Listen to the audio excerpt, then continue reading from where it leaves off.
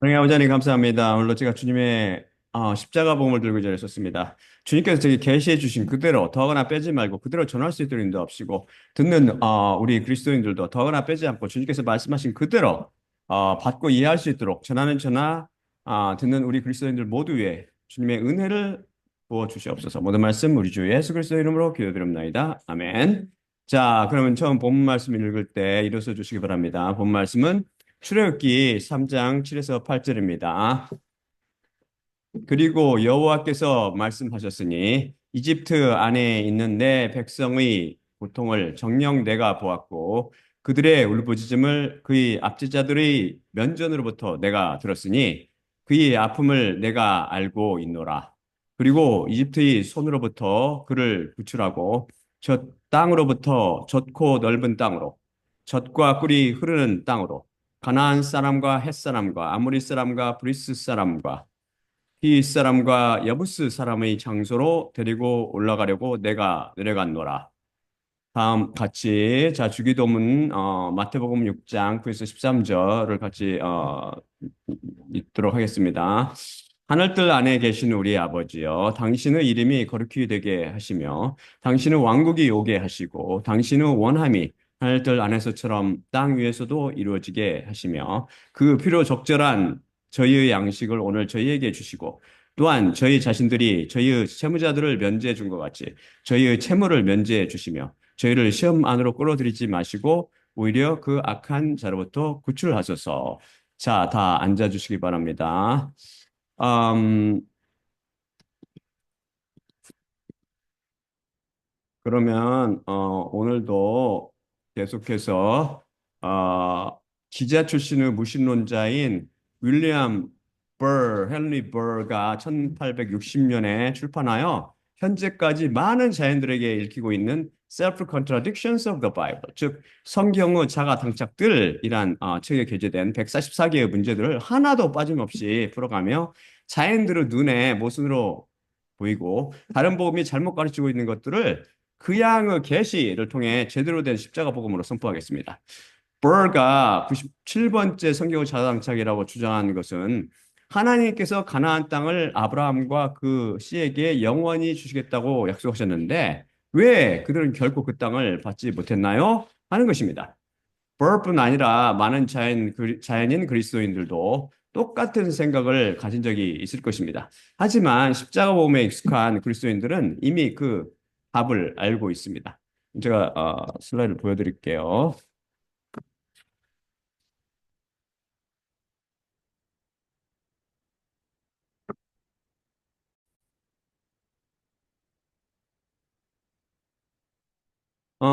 첫째 슬라이드는, 아니, 첫째 말씀은 창세기 13장 14에서 18절입니다. 그리고 그로부터 롯의 분리 후에 여호와께서 아브라함한테 말씀하였으니 내 눈들을 부디 너는 들어라. 그리고 내가 거기 있는 그 장소로부터 북쪽으로 그리고 남쪽으로 그리고 동쪽으로 그리고 바다 쪽으로 너는 보라. 왜냐하면 내가 보고 있는 모든 그 땅을 너에게 그리고 내 씨에게 영원까지 내가 줄 것이기 때문이라. 그리고 내 씨를 그 땅의 흙티끌처럼 내가 만들리니 만일 사람이 그 땅의 흙을 살 수 있다면 또한 내 시도 그가 세리라.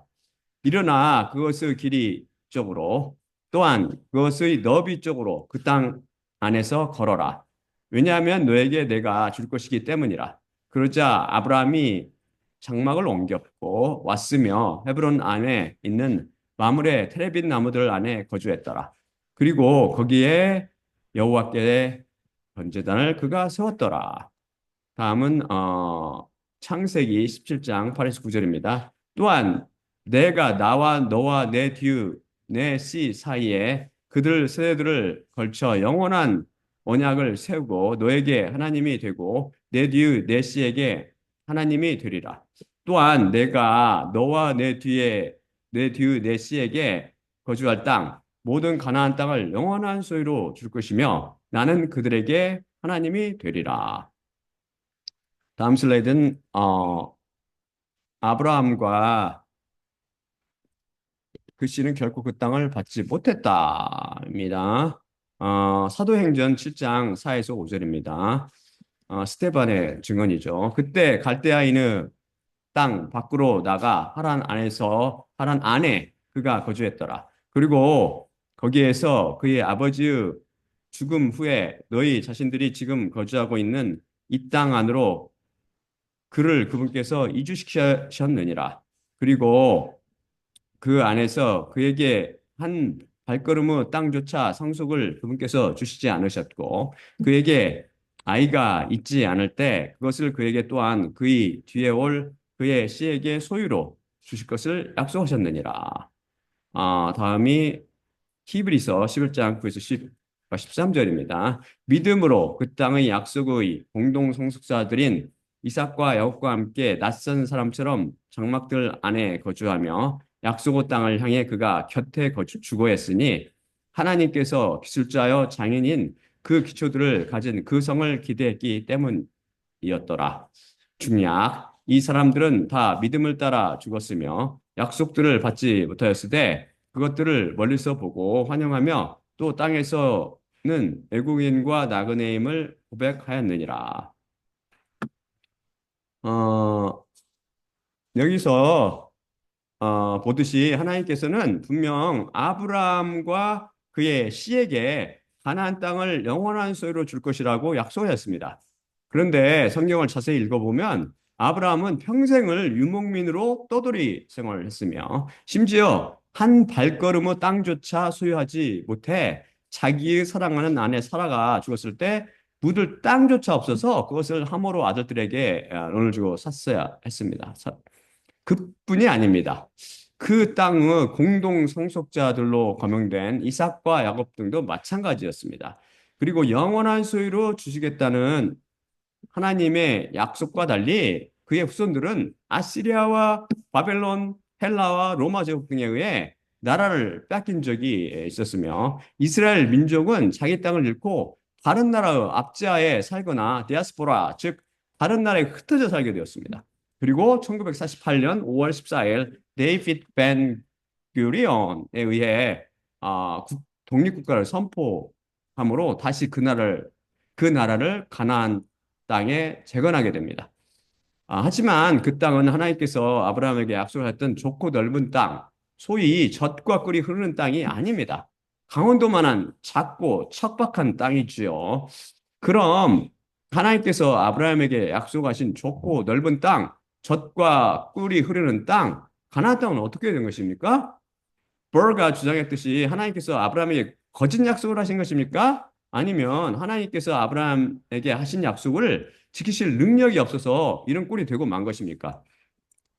그럴 리가 없지요. 하나님 자신은 의 자체이시며 진리 자체이시므로 그 말씀은 절대 거짓이 없으며 변개함도 없고 그분은 전지전능하셔서 약속을 능히 이루시고도 남으십니다. 지금 자연인들은 성경을 잘못 해석하고 혼동하고 있는 것이죠. 다음 슬라이드 제가 보여드릴게요.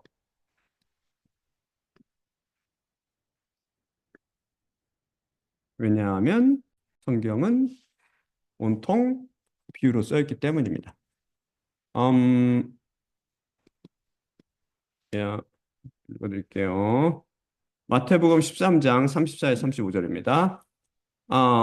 이것들 모두를 예수님께서 비유들에 의해 그 무리들에게 이야기하셨고 비유에 아무것도 그들에게 그분께서 이야기하시지 않으시곤 하셨는데 그 예언자를 통해 말씀하신 것이 채워지게 하시려 함이셨으니 이르시되 비유들에 의해 내 입을 내가 열 것이요 설립 때부터 숨겨진 것들을 내가 뿜어내리라. 음, 다음이 마태복음 13장 10에서 11절입니다. 그리고 그 제자들이 가까이 와서 그분께 여쭙되 왜 그들에게 비유들에 의해 말씀하시나이까? 그러자 그분께서 그들에게 대답하시며 말씀하였으니 너희에게는 하늘대로 왕국의 비밀을 아는 것이 주어졌으나 저들에게는 주어지지 않았기 때문이니라. 다음은 마가복음 4장 33에서 34절입니다. 그의 말씀을 그들이 들을 수 있는 대로 이런 것들 같은 많은 비유들에 의해 그들에게 그분께서 이야기하시곤 하셨으나 비유 외에 그들에게 그분께서 이야기하시려고 하시지 않으셨고 사적으로 자신의 제자들에게 모든 것을 그분께서 설명하시곤 하셨더라. 아, 마태복음 음, 13장 35절의 그 예언자란 아삽을 가리키며 그를 통해 말해진 것이란 시편 78편 2절을 의미합니다. 말씀이신 여호와 예수 그리스도께서는 신약의 말씀뿐 아니라 구약의 말씀도 모두 비유에 의해 하셨습니다. 그래서 자연인들은 귀가 있어도 듣지 못하고 눈이 있어도 보지 못하게 막으셨습니다. 하지만 저희들에게만 따로 사적으로 그 비유를 설명해 주셨습니다. 이것이 무슨 뜻이라고 배웠죠? 인본주의자 등 자연인들이 주장하듯 차별입니까? 그것이 아니라 오직 예수 그리스도를 통해서만 성경 말씀을 이해하여 구원받게 하시려고 하심이었습니다. 그래서 그냥 그 계시가 아니면 그 누구도 절대 이성과 감성을 통해 비유로 묘사되어 있는 성경 말씀을 이해할 수 없도록 만드신 것이죠. 말씀을 이해하지 못하는데 어찌 거기에 구원이 있을 수 있겠습니까? 이것은 정말 심각한 문제입니다. 아직도 여러분은 여러분의 이성과 감성, 상식과 논리를 가지고 성경 말씀을 이해하려 노력하며 구원받으려 하고 있습니까? 그것은 손을 펴서 저기 우주의 안드로메다 성운 안에 있는 돌을 잡으려 하는 시도보다 더 어리석고 부질없는 짓입니다. 그 헛된 행위를 그치고 십자가 복음으로 돌아오십시오. 결국 여호와 예수 그리스도께서는 아브라함에게 비유로 좋고 넓으며 젖과 꿀이 흐르는 가나안 땅을 약속하셨고 아브라함은 그것이 비유임을 잘 알고 있었습니다. 제가 다음 슬라이드 보여드릴게요.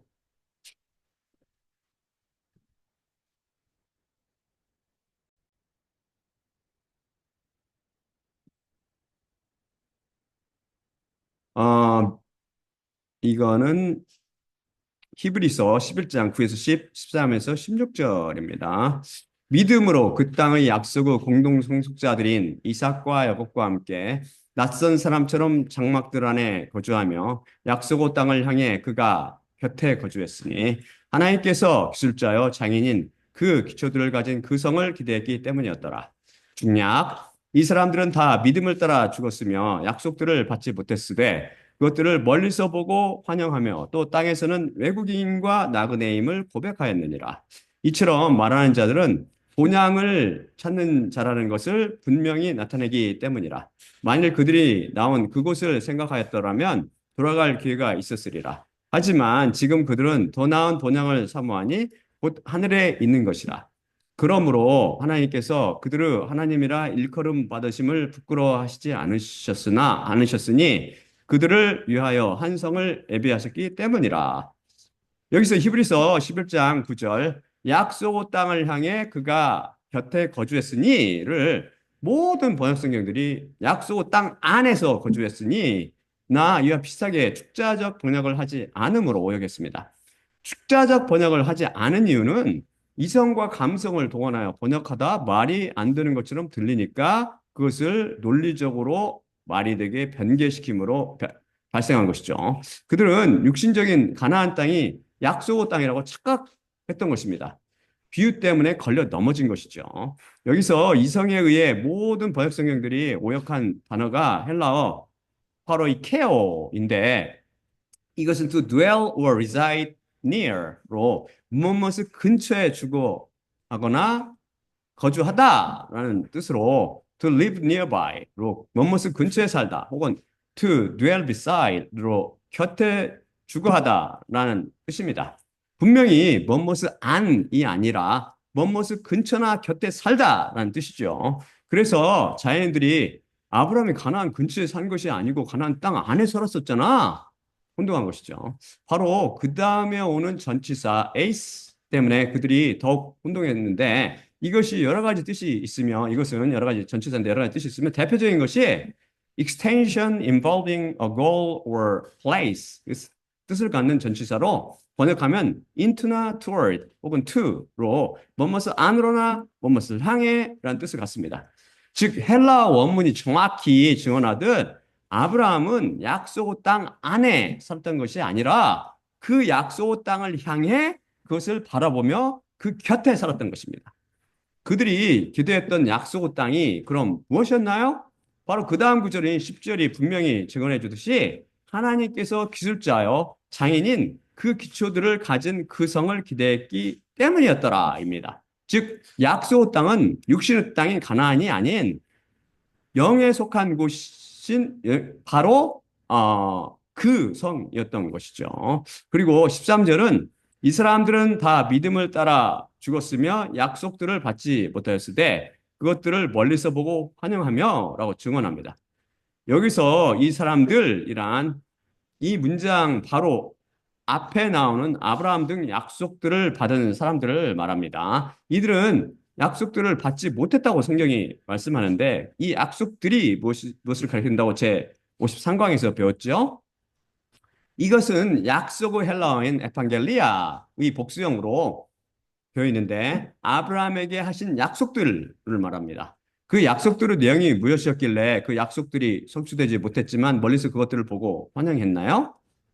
창세기 12장 1에서 3절과 15장 1에서 7절 및 17장 1에서 19절을 통해 하나님께서 아브라함에게 하신 약속을 종합하면 하나님 자신이 아브라함의 상급이요 방패가 되실 것이며 아브라함을 복사체로 만들어 주시고 그를 번성케 하여 많은 민족들과 왕들이 그로부터 나오고 아브라함과 그의 씨와 영원한 언약을 세워 그와 그 씨의 하나님이 되며 그와 그 씨에게 가나안 땅을 주어 영원한 기업이 되게 하시겠다는 것입니다. 이 약속들이 아브라함이 가나안 땅에 살 동안 하나도 이루어지지 않았다는 것입니다. 즉 이것은 비유라는 말씀이죠. 하지만 이제 우리는 이 약속들이 무엇을 의미하는지 이해하며 언제 이루어질 줄도 잘 압니다. 왜냐하면 아브라함에게 하신 이 약속들은 바로 아브라함의 믿음의 씨인 남은 자들, 곧 그리스도인들에게 하신 것이기 때문이지요. 아브라함을 비롯한 믿음의 후손에게 가장 큰 상급과 방패는 바로 여호와 하나님 자신, 곧 우리 주 예수 그리스도이십니다. 그분처럼 큰 상급이나 방패가 어디 있습니까? 세상의 부귀나 영광과 비교할 수 있습니까? 이것은 십자가 사건을 통해 성령님께서 찾아오심으로 부분적으로 성취되었으며 장차 부활을 통해 완전히 성취될 것입니다. 그때 우리는 구원이 완성되어 복 자체, 곧 영생 자체이신 예수님의 형상으로 변하게 될 것입니다. 아브라함을 번성케 하여 많은 민족들과 왕들이 그로부터 나온다는 것을 비유가 아닌 육신적인 차원에서 아, 글자 그대로 해석하면 즉 혈통적인 차원에서 해석하면 안 됩니다. 아브라함을 통해 이삭과 이스마엘이 나왔고 그들을 통해 야곱과 아람 열두 방백이 나왔습니다. 에서도 나왔죠. 야곱을 통해서는 이스라엘 자손이 나왔습니다. 이들을 통해 민족들도 나오고 왕들도 나왔지만 대부분이 다 음부, 곧 사망으로 마감하였습니다. 애굽을 탈출한 이스라엘 민족 중 단 2명만 가나안 땅에 들어갔다고 이미 살펴봤죠. 이들 대부분은 아브라함과 맺은 언약과 관계없는 사람들입니다. 남은 자들이 아니지요.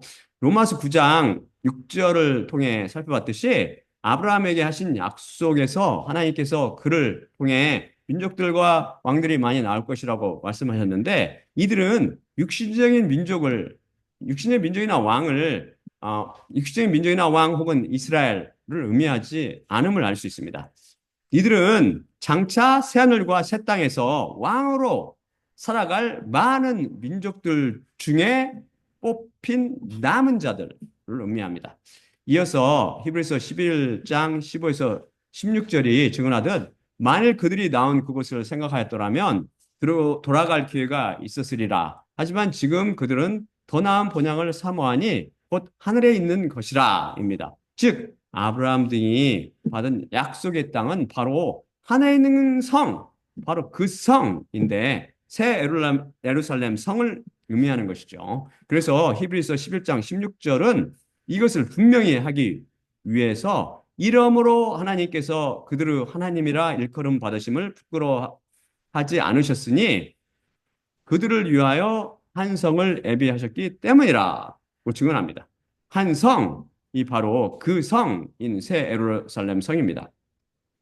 요한계시록에 따르면 이 새 예루살렘 성은 넓이와 길이가 같은데 장광고가 같다고 그랬죠. 넓이, 길이, 높이가 각 12,000 스타디온, 즉 22,000 내지 23,000 킬로미터 크기로 길이가 한반도보다 한 20배 이상 큽니다.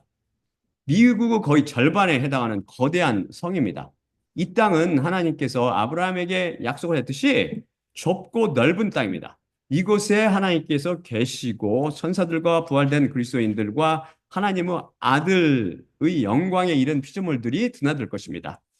이것은 새 하늘과 새 땅의 중심지인 새 예루살렘 성만 묘사한 것이고 새 하늘과 새 땅이 얼마나 거대하며 눈부시게 아름다울지는 오직 십자가 사건을 통해 이로부터 난 사람들만 그 안에 다니며 그것을 체험하게 될 것입니다.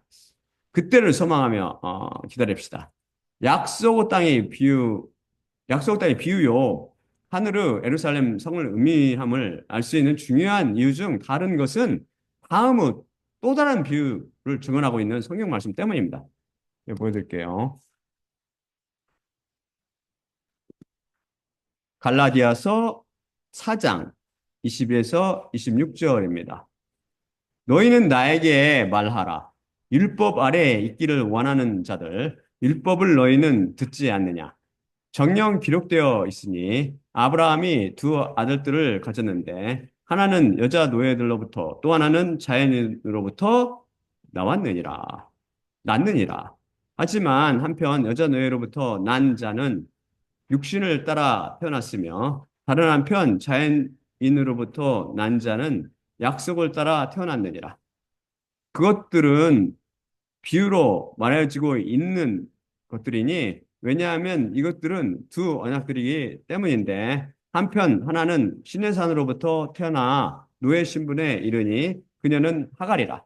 그리고 하갈은 아라비아에 있는 신의 산으로 동시에 현재의 예루살렘에 해당하니 그녀의 아이들과 함께 그녀가 노예 노릇하기 때문이라. 한편, 다른 한편 위에 있는 예루살렘은 자연이니 그녀는 우리의 어머니라. 약속의 땅이 만일 땅에 있는 가나안이라면 그것은 꽃은 수도, 곧 예루살렘일 것입니다. 그런데 갈라디아서는 예루살렘이 하갈이며 신의 산이랍니다. 이 땅의 가나안도 그의 수도 예루살렘도 절대 약속의 땅이 아니라는 말씀이시죠. 그래서 땅의 예루살렘에 속한 자들은 율법 아래에서 죄와 사망과 마귀 노래 노릇하는 죽은 자들입니다. 오직 약속의 땅, 곧 위에 있는 예루살렘에 속한 자들이 새 언약을 통해 우리 어머니 교회에 속한 그리스도인들로서 죄와 마귀와 사망 권세에서 해방되어 어머니처럼 자연이죠. 아브라함이 살던 당시의 가나안 땅이나 이스라엘 12부족이 정벌한 가나안 땅, 혹은 예수님께서 이 땅에 오셨을 때의 가나안 땅은 물론 현재의 가나안 땅에도 전혀 젖과 꿀이 흐르지 않습니다. 그래서 이것이 더욱 비유임을 우리는 알 수 있습니다. 그럼 하나님께서 약속의 땅, 가나안을 왜 젖과 꿀이 흐르는 땅이라고 하셨을까요? 약속의 땅, 하늘들의 왕국에는 젖과 꿀이 흐를까요? 당연하죠. 여호와 예수 그리스도께서 하신 약속이신데 절대 변개함 없이 그대로 이루어질 것입니다. 그럼 우리는 항상 젖과 꿀을 먹으면서 살게 됩니까? 당연하죠. 여러분은 젖과 꿀에 푹 빠져 지내며 그것으로 배불리 먹을 준비가 되어 있습니까? 이 다음 슬라이드 보여드릴게요. 이사야 55장 1에서 3절입니다.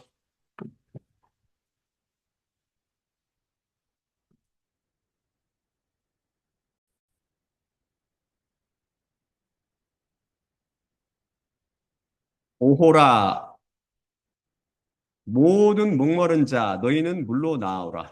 그리고 은이 없는 자 너희도 와서 사서 먹어라.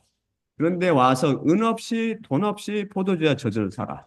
왜 너희는 양식이 아닌 것을 위해 은을 달아주며 만족함이 없는 것을 위해 수고하느냐?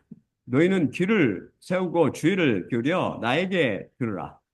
그리고 너희는 좋은 것을 먹어라. 그리하여 너희 영혼이 스스로의 기름짐을 기뻐하게 하라. 너희 귀를 기울이라. 그리고 너희는 내게 와서 들으라. 그러면 너희 영혼이 살리라. 그러면 너희를 위해 영원한 언약, 그 믿을 수 있는 다윗의 자비들을 나는 맺어야만 하느니라. 이에 대해서 제 27강과 110강 등에서 살펴봤습니다. 그 설교를 다시 들어보세요. 은도 받으시지 않고 돈도 받으시지 않으시며 포도주와 젖을 팔고 계시는 이분이 누구시죠? 바로 여호와 예수 그리스도이십니다. 지금 그분께서 와서 은 없이 돈 없이 포도주와 젖을 사며 귀를 기울이고 집중하여 예수님의 음성을 들으라고 재촉하십니다. 바로 십자가 복음을 통해 구원을 받으라는 말씀이죠. 왜 들으라고 하시죠? 믿음은 메시지, 곧 피에 담가진 말씀인 십자가 복음에서 나와서 탄생하기 때문입니다. 따라서 포도주와 젖은 예수님의 피에 담가진 말씀을 비하고 있는 것입니다. 포도주는 예수님의 피를, 젖은 예수님의 말씀을 비하고 있지요. 다음 슬라이드 보여드릴게요.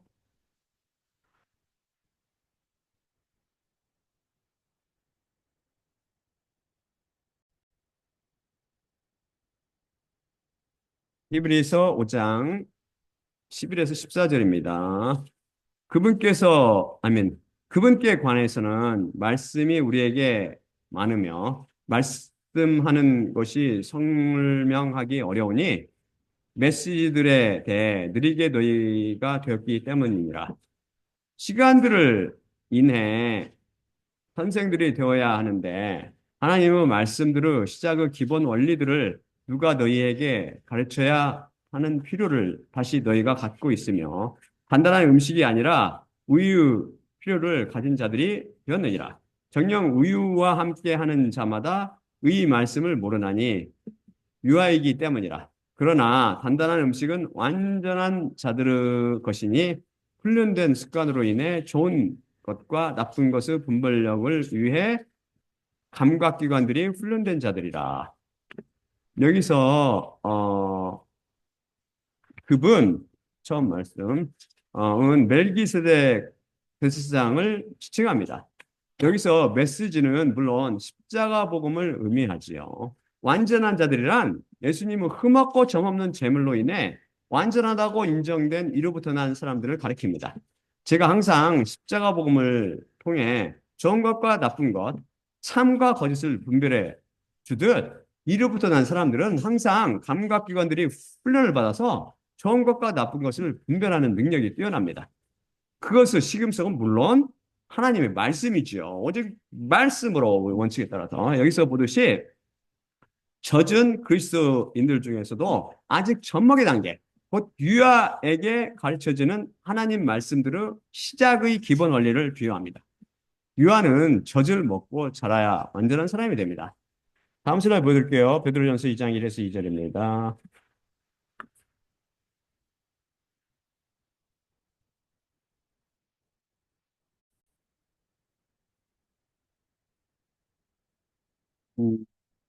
그러므로 모든 악과 모든 교활과 위선들과 시기와 모든 비방을 치워버리고 갓 태어난 아기들처럼 영적인 순수한 젖을 너희는 열망할지니 그것 안에서 구원 안으로 너희가 자라기 위함이라.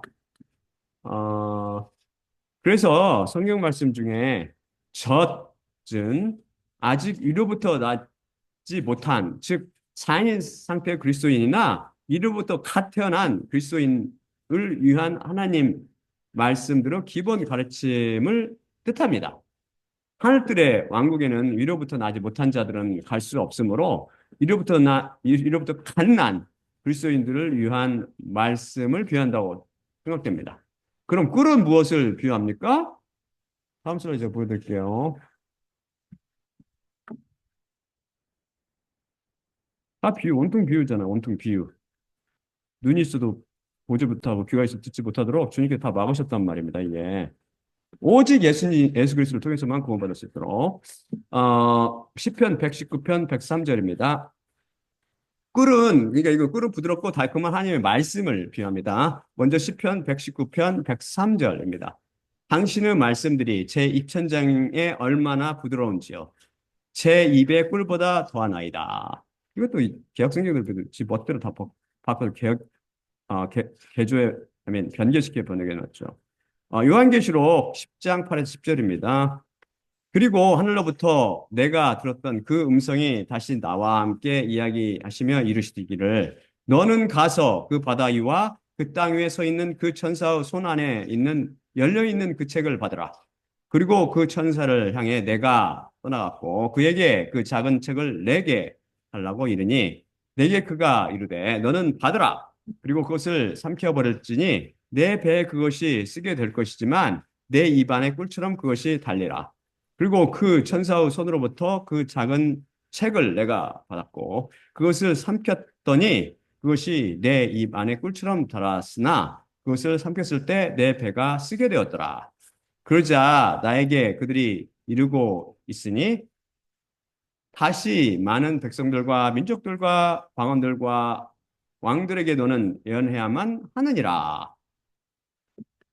여기서 책은 뭐죠? 성경에서 책은 바로 성경 비블리요. 성경책을 의미하는데 특히 작은 책은 요한계시록 등 예언서 등을 뜻합니다.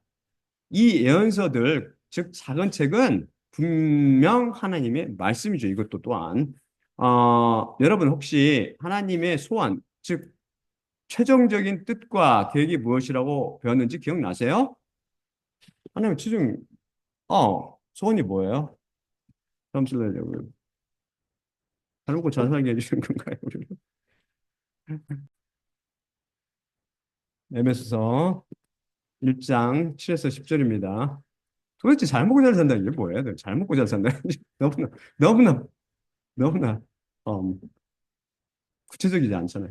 그래서, 우리가 그분 안에서 그분의 은혜의 풍성함을 따라 그분의 피를 통해 구속, 곧 범법대로 용서함을 받았는데 그분의 은혜가 모든 지혜와 통찰력 안에서 우리에게 넘쳤으니 그분 안에서 미리 세우신 그분의 기뻐하심을 따라 우리에게 그분의 소원의 비밀을 알게 하셨는데 이는 시간이 차면 그분 안에서 하늘 위에 있는 것들이나 땅 위에 있는 것들을 모두 그리스도 안에 모으시려는 계획이라. 이것이 바로 하나님의 소원입니다. 이거에 대해서 우리는 제 31강에서 십자가를 통해 하나님께서 죄와 사망과 마귀를 진멸하시고 결국은 마귀의 반란과 인간의 타락으로 무너진 질서를 되찾으시며 만물을 회복시키실 것이라고 살펴봤습니다. 하나님의 소원의 비밀은 시간이 차면 하늘 위에 있는 것들이나 땅 위에 있는 것들을 모두 그리스도 안에 모으신다는 것입니다. 모두 그리스도 안에 모으신다라는 말은 헬라어 많이 배웠죠. 아나케팔라이오인데 이는 sum up 또는 recapitulate로서 요약하다라는 말이었어요. 요약하다. 이 단어는 신약에서 딱 두 번 쓰는데 여기 에베소 1장 10절과 로마서 13장 9절입니다. 로마서는 가늠하지 말라, 살인하지 말라, 독질하지 말라, 탐내지 말라 한 것과 그 외에 다른 계명이 있을지라도 내 이웃을 내 자신과 같이 사랑하라 하신 이 말씀으로 요약할 수 있느니라 라고 말하면서 이 단어를 쓰죠. 이 단어의 뜻이 이해가 됩니까? 하나님께서는 새하늘과 새 땅이 오면 모든 것을 그리스도 안에 요약할 계획을 세우셨다는 뜻입니다. 이게 무슨 말씀입니까? 새하늘과 새 땅 위에 사는 모든 새 창조물 속에 예수님이 들어있게 한다는 것입니다. 율법 하나하나 속에 사랑이 숨어 있듯이 사랑으로 요약된 듯이 모든 피조물이 예수 그리스도로 요약된다는 것은 그 속에 모든 피조물 속에 사랑의 불기둥인 십자가를 지신 예수님이 들어있게 한다는 것 뜻이죠. 그런데 예수님께서는 하나님이시요. 하나님께서는 말씀이십니다. 또한 말씀은 예수님의 피에 담가져 있다고 살펴봤죠. 따라서 모든 새 피조물, 곧 새 창조물들 안에 피에 담가진 말씀이 들어있을 것이라는 것입니다. 이해가 됩니까? 참 믿음을 소유한 그리스도인들 안에는 이미 이 피에 담가진 말씀이 들어 있습니다. 그것이 무엇이죠? 이미 살펴봤듯이 피에 담가지는 말씀인 믿음입니다. 믿음은 소망되어지는 것들의 실체인데 또한 소망되어지는 것들 중 가장 핵심이요 실체가 바로 예수 그리스도라고 공부했습니다. 결국 믿음의 실체는 예수님이신데 바로 예수님께서는 말씀, 그 피에 담가지는 말씀이시기 때문입니다. 그래서 새하늘과 새 땅에는 온통 예수님의 피에 담가진 말씀, 곧 젖과 꿀이 흐르게 될 것입니다. 이제 이해되죠? 그때 여호와 예수 그리스도 피에 의해 새 피조물들은 모두 노예의 신분을 벗어버리고 하나님의 아들들의 영광을 맛보게 될 것입니다. 그래서 모두 한 몸 예수 그리스도 지체가 되어 나가 드디어 없어지고 오직 여호와 예수 그리스도로 살아가게 될 것입니다. 이제 왜 약속의 땅, 그 새하늘과 새 땅이 좋고 넓으며 젖과 꿀이 흐르는 땅인지 이해가 되죠. 성경 말씀은 온통 비유투성이라 오직 말씀으로 원칙 하에 성령님의 계시를 통해 읽지 않으면 전혀 이해가 되지 않을 것입니다.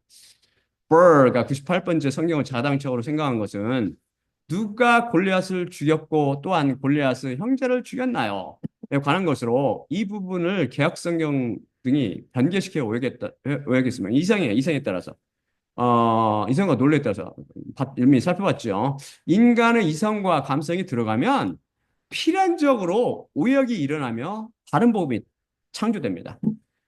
알리도 혼동한 이것을 제 200강에서 속 시원하게 풀어드렸으니 그 설교를 다시 들어보세요. 버가 99번째 성경의 자가당착이라고 주장하는 것은 이스라엘의 요람왕 12년째 아하시아가 유다 왕으로 다스리기 시작했나요? 11년째 그랬나요? 하는 것입니다. 다음 슬라이드 제가 보여드릴게요.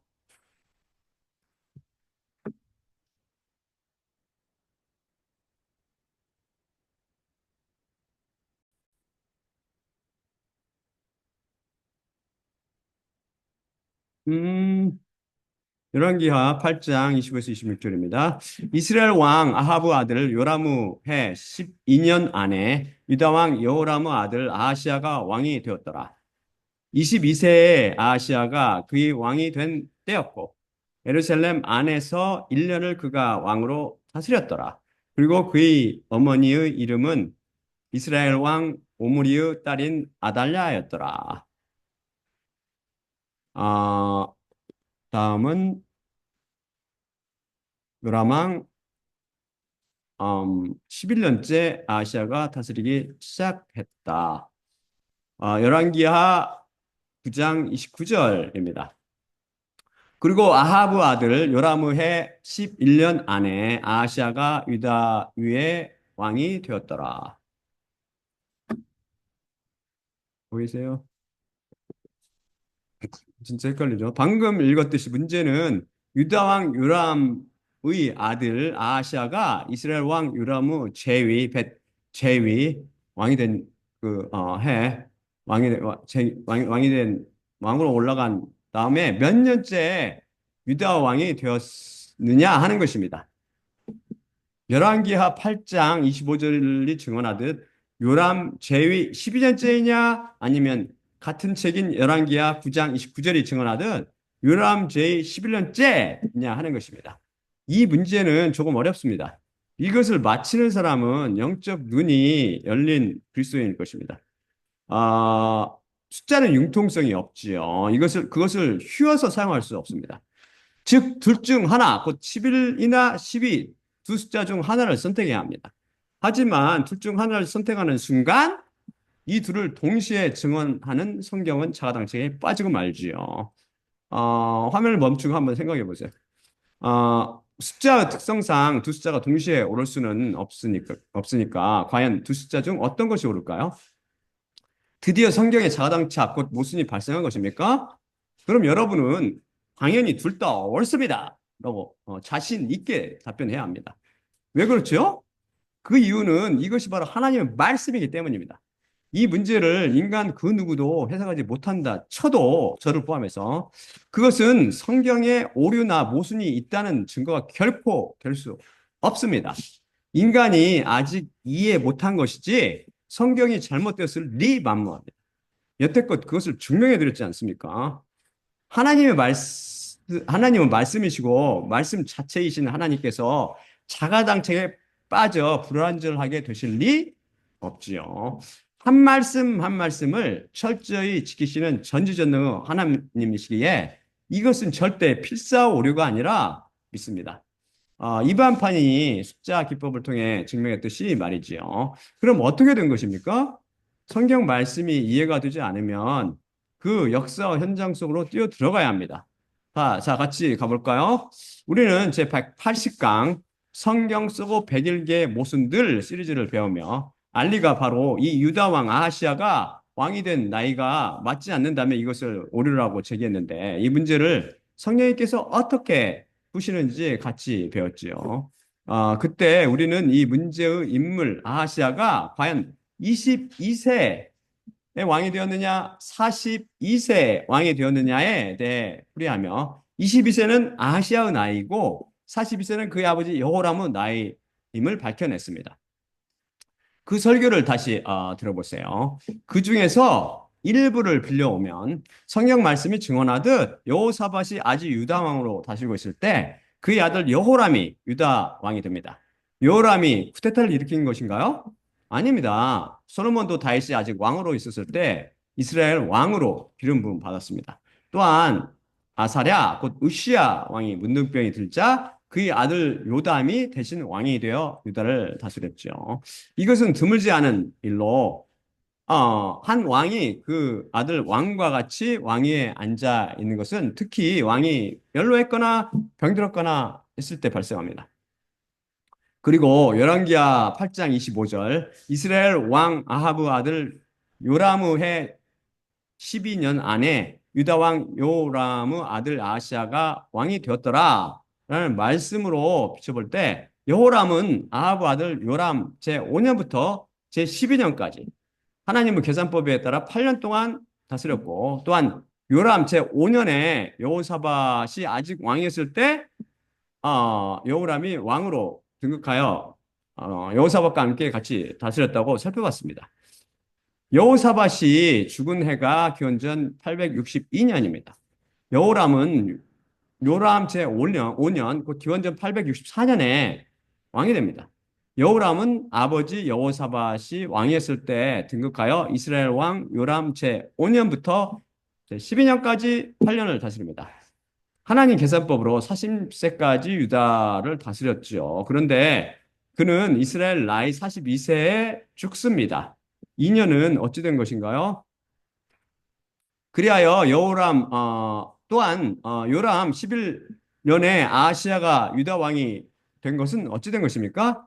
그 아버지 여호람이 아직 왕이었잖아요, 그때. 이들 모두 말씀이 힌트를 주고 있는데 역대기하 21장 18에 19절은 여호람의 내장에 병이 들어 2년을 앓다 죽었다고 증언합니다. 따라서 여호람이 병들었을 때 그 아들 아하시아가 왕이 되었을 것으로 추정됩니다. 그러므로 하나님의 계산법에 따라 요람 11년에 여호람이 내장에 병이 들었을 것으로 추정되며 병이 악화되자 그 아들 아하시아가 그와 함께 왕이 된 것입니다. 자, 이쯤이면 해답이 보일 것입니다. 그럼 문제의 두 구절을 같이 놓고 비교해 봅시다. 이해하기 쉽게.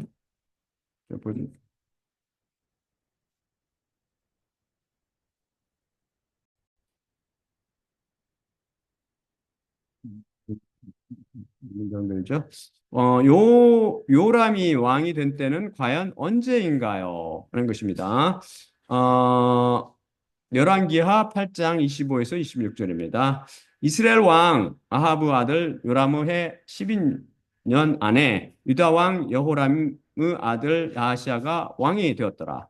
22세에 아하시아가 그의 왕이 된 때였고 예루살렘 안에서 1년을 그가 왕으로 다스렸더라.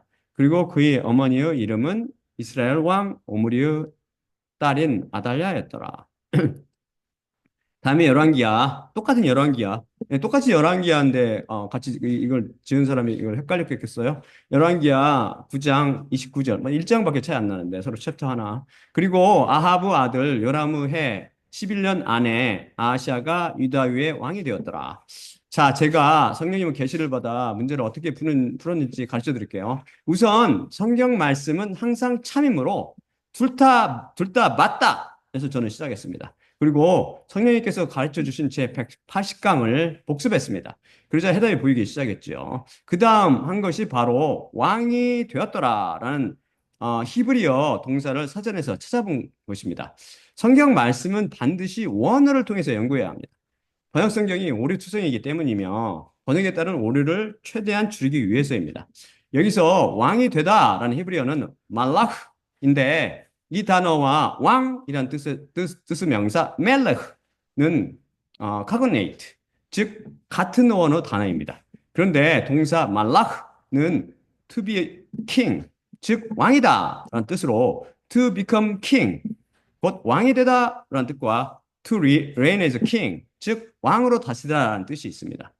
그래서 여호람의 아들 아하시아는 성경 말씀이 증언하듯 이스라엘 왕 요람의 제의 12년과 11년에 공이 왕이 되었고 왕으로 다스린 것은 요람의 제의 12년째이며 1년 동안 다스렸습니다.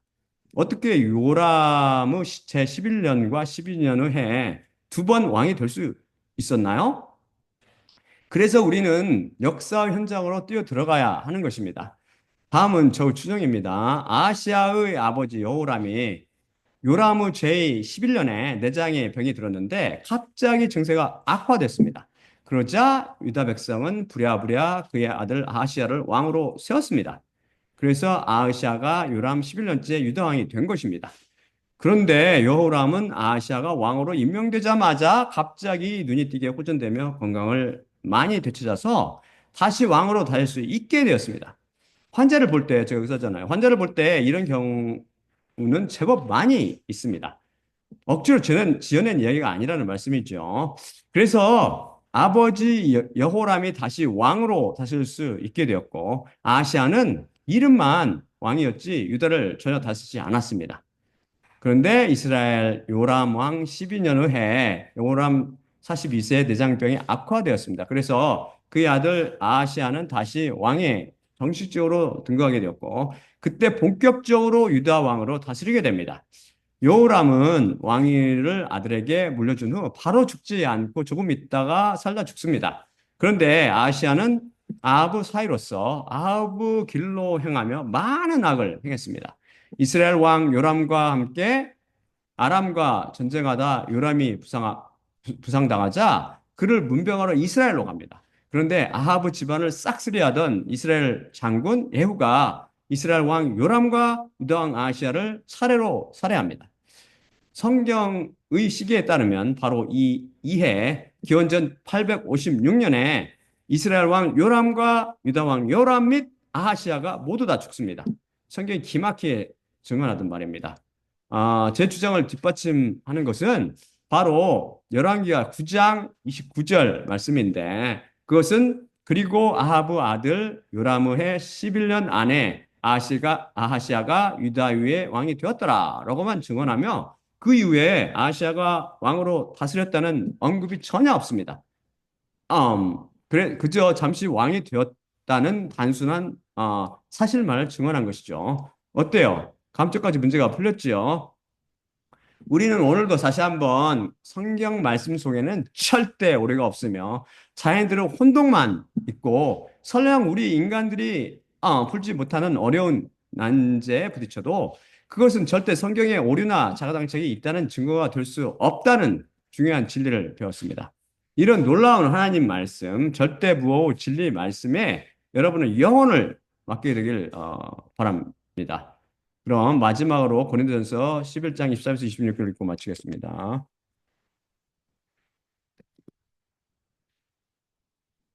내 자신이 확실히 주님께로부터 받았고 그것을 또한 너희에게 내가 넘겨주었으니 주 예수님께서 넘겨지시던 밤에 떡을 취하셨고 감사드리신 후 쪼개셨으며 말씀하였으되 이것은 너희를 위한 내 몸이니 나를 기억하기 위해 이것을 너희는 행하라. 마찬가지로 또한 저녁 만찬을 잡수신 후 잔을 취하셨고 이르시되 이 잔은 내 피 안에 있는 새 언약이니 너희가 마실 때마다 나를 기억하기 위해 이것을 너희는 행하라. 확실히 이 떡을 너희가 먹을 때마다 또한 그 잔을 너희가 마실 때마다 주님의 죽으심을 그분께서 오실 때까지 너희가 선포하느니라. 예수님은 몸과 피로 상징되는 떡을 떼며 잔을 마실 때마다 십자가를 통해 우리를 약속의 땅 하늘에 있는 젖과 꿀이 흐르는 가나안 땅으로 이끄시고 계시는 예수님만 바라봅시다. 또한 나를 기억하기 위해 떡을 떼며 잔을 마시라고 말씀하신 예수님의 명령에 순종할 때마다 주님의 죽으심을 그분께서 오실 때까지 우리가 선포한다는 말씀을 마음에 새기고 십자가 복음을 통해 여러분 마음밭에 뿌려져 있는 피에 담가져 있는 말씀이 여러분 안에 그리스도를 형성시켜 주기를 기도드립니다. 자, 그러면 제가 마지막으로 기도하고 마치도록 할게요. 사랑의 아버지 하나님 감사합니다. 오늘도 저희들에게 말씀 주시면 감사합니다. 우리가 배웠듯이 우리의 약속의 땅은 이 땅에 있는 게 아니고 저 멀리는 저 천성, 저 하늘들의 왕국, 새 예루살렘 성임을 배웠습니다. 우리는 이 땅에 연연하지 말고 우리는 이 땅에서 나그네요 외국인이요 나그네라고 고백하며 살아가는 순례자들입니다. 이 땅에 한눈 팔지 말고 하늘나라만을 바라보며 하늘 천성만을 바라보며 살아갈 수 있도록 우리를 당신의 말씀으로 인도하시고 우리의 말씀으로 저희를 위로하시며 말씀으로 우리 그리스도인들을 하나씩 위로부터 나게 하여 주시옵소서. 모든 말씀 우리 주 예수 그리스도 이름으로 감사하며 기도드립니다. 아멘. 자, 그러면 제가 마치도록 할게요. 아직 안 끝났습니다.